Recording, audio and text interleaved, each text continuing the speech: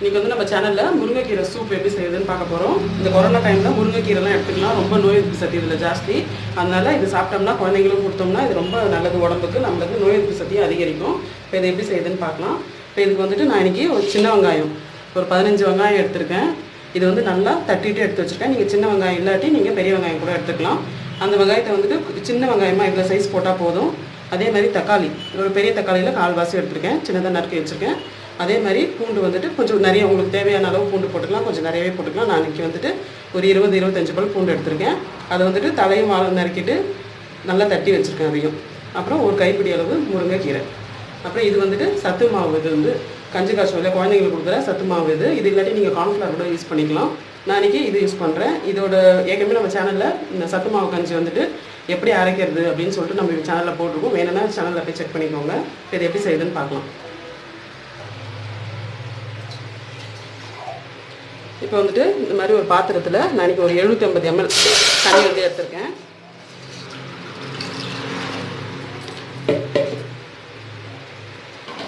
இப்போ இதுலேயே நம்ம தட்டி வச்சது வெங்காயம், அப்புறம் தக்காளி, அப்புறம் பூண்டு எல்லாத்தையும் சேர்த்துடலாம். இது கொதிக்கட்டும். இது கொதிக்கிறதுக்குள்ள நம்ம இந்த மாவை வந்துட்டு தண்ணியை ஊற்றி நல்லா மிக்ஸ் பண்ணி வச்சுக்கலாம். திக்னஸ்க்காக சூப் வந்து கொஞ்சம் திக்காக வரும் நம்மளுக்கு. ரொம்ப தண்ணியாக இருந்தால் நல்லா இருக்காது சூப்பெல்லாம். கொஞ்சம் கிளாஸியாக நல்லா இருக்கிறதுக்காக தான் நம்ம இந்த மாவு சேர்க்கணும். இப்போ பாருங்கள் நல்லா கொதிக்குது பாருங்கள். இந்த டைமில் இந்த லைட்டாக மஞ்சள் சேர்த்துக்கலாம்.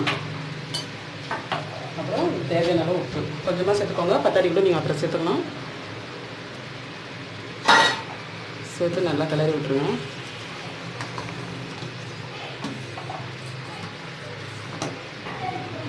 இது நல்லா கொதிச்சிட்ருக்கு பாருங்கள். இது ஒரு 4 நிமிஷத்துலேருந்து 5 நிமிஷம் வரைக்கும் கொஞ்சம் நல்லா கொதிக்கட்டும். அந்த தக்காளி வெங்காயம் பூண்டு எல்லாம் இதாகட்டும். கொஞ்சம் நல்லா வெந்து வர அளவுக்கு நம்ம கொதிக்க விடுவோம். இதில் பூண்டு சேர்த்துருக்கோம், மஞ்சத்தூள் சேர்த்துருக்கோம், அப்புறம் முருங்கைக்கீரை சேர்த்துருக்கோம். அதனால் உடம்புக்கு நோய் எதிர்ப்பு சக்தி ரொம்ப ஜாஸ்தியாக வரும். இதனால் இதை வந்துட்டு குழந்தைங்களுக்கு வந்து இதை நீங்கள் வடிகட்டி கொடுக்கலாம். நீங்கள் அப்படியே குழந்தைங்க குடிக்க மாட்டாங்க. அதனால் வடிகட்டி அந்த சூப் மட்டும் கொடுக்கலாம். இப்போ பாருங்கள் ஒரு 5 நிமிஷம் ஆயிடுச்சு. இப்போ நம்ம கரைச்சி வச்ச மாவு வந்து இதில் சேர்த்துக்கலாம்.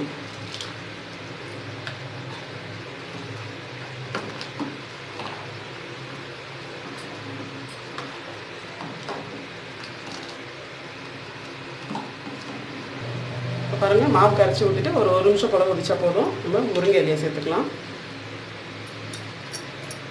இது வேகிறதுக்கு ரொம்ப நேரம் ஆகாது. போட்டு ஒரு 2 கொதி வந்தோடனே நம்ம ஆஃப் பண்ணிக்கலாம்.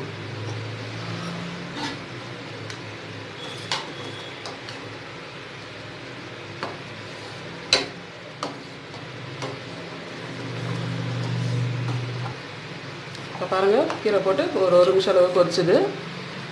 கீரைலாம் வந்துட்டு இருக்கும். இந்த கீரை ரொம்ப நேரம் ஆகாது வேகிறதுக்கு முருங்கைக்கீரை. இதில் கொஞ்சம் மிளகு பொடி சேர்த்துக்கலாம். உங்களுக்கு எந்த அளவுக்கு காரம் வேணுமோ அந்த அளவுக்கு சேர்த்துக்கலாம்.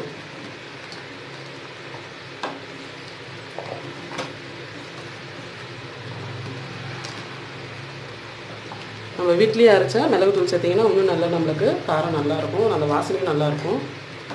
கடையில் வாங்குறதோட இல்லாத பட்சத்தில் நீங்கள் வந்துட்டு கடையில் வாங்கினதே சேர்த்துக்கலாம். அவ்வளோதான், நம்மளுக்கு முருங்கைக்கீரை சூப் வந்துட்டு ரெடி ஆகிடுச்சு. இது சர்வ் பண்ணும்போது கூட நீங்கள் கொஞ்சம் மேலே வந்து பெப்பரை தூவிட்டு கொடுக்கலாம், சூப்பராக இருக்கும். இந்த வீடியோ உங்களுக்கு பிடிச்சிருந்ததுன்னா லைக் பண்ணுங்கள், ஷேர் பண்ணுங்கள். மறக்காமல் தஞ்சை கிச்சன் கலாட்டாக்கு சப்ஸ்கிரைப் பண்ணாதவங்க சப்ஸ்கிரைப் பண்ணுங்கள். தேங்க்யூ.